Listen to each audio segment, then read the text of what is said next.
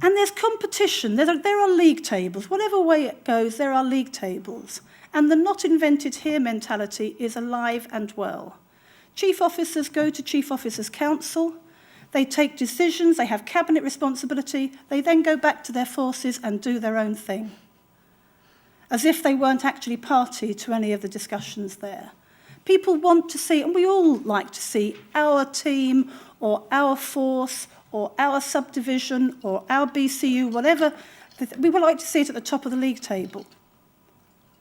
But policing's about complementing each other and not necessarily about being better than everybody else. I do get concerns about all the forces who want to be the best force, because somebody has to be 43rd. And for me, it's about what Jane was saying earlier on. It's about getting better and doing things better.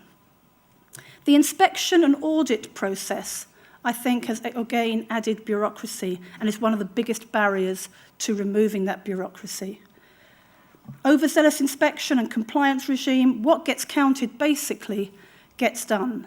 So irrespective of people wanting to use professional judgment, wanting to use a more problem-solving approach, the fact is that's a qualitative assessment and not a quantitative assessment, and they're judged by and large on the quantitative assessments.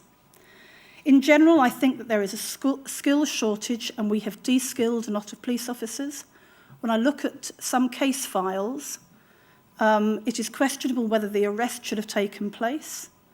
It is questionable about whether they have the evidence to prove that offence has taken place. And it is not surprising that that work has to be done and redone and redone. Duplicated effort as well, passing the information on, I suppose, is another way of doing that, but failure demand. We did some work in one force recently where every call coming into one part of the force was analysed. Every interaction with a police officer in that part of the force was analysed. Every answer phone message was analysed. And between 30 and 40% of the calls that area was taking were what I would call failure demand. People calling back because we didn't get it right first time. And until such times as we start to attack when we're getting it wrong, when we're not giving people a call back, or we're not keeping them updated, or we're not attending, then we will have waste within the system. Joined-up IT continues to be a problem, and that's going to be a real challenge with the cutbacks of where the investment's going to come from to enable some joined-up IT to be out there. There's some great work going on in some forces, but I do question whether that is always shared. So those were my barriers, but you can't have barriers without the solutions. And my biggest solution is let's have a bit of common sense and simplicity back on the landscape. Because we recruit police officers. We recruit good people who, through the recruiting process, need to demonstrate that they've got initiative, that they use common sense, and then we bring them into an area of policing where we don't actually allow them to use too much of that. So the solutions, and these come from police officers, from frontline police officers. I suppose I've held focus groups in most forces in the country. And what cops want is they want to be trusted to use their professional judgment to solve problems, to get it right first time. And if we don't get it right first time, as in the same way as Jane was saying, to learn from that, not to necessarily point fingers and to get the blame culture alive and well, but to learn how we could do better and that mindset of doing it better and to learn from our mistakes.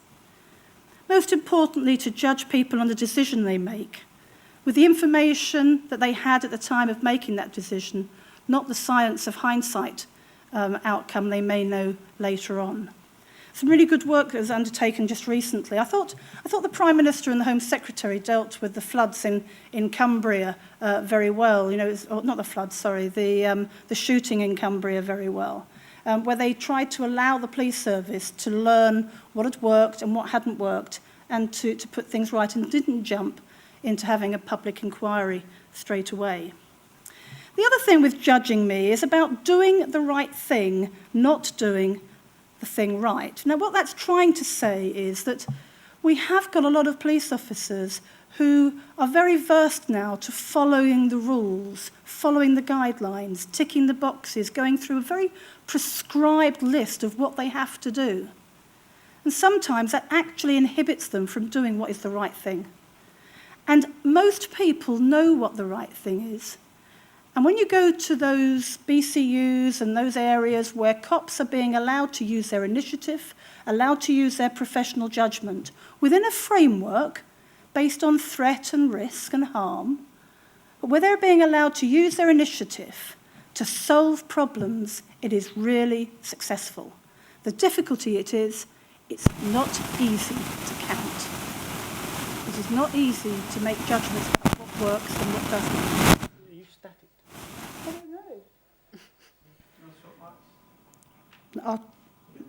don't know. Should I stand back? No, whatever. Well, there's not much more to go anyhow, so. Solutions, and they're going to stop producing excessive doctrine and guidance. And Jane and I had a discussion about this a little while ago. Sometimes when the IPCC come out with a load of new recommendations, there are forces who just take those as being the new Bible. It's probably not appropriate for every force, but every force then does it. So a little bit of common sense around doctrine and guidance. We've talked about duplication. The amount of double-checking there is, Jane spoke about that as well. Emails. Now, emails have become, in many forces, a huge, huge burden, far more than anybody ever assessed they would be in the first place. And it's one of the things in focus groups that came through.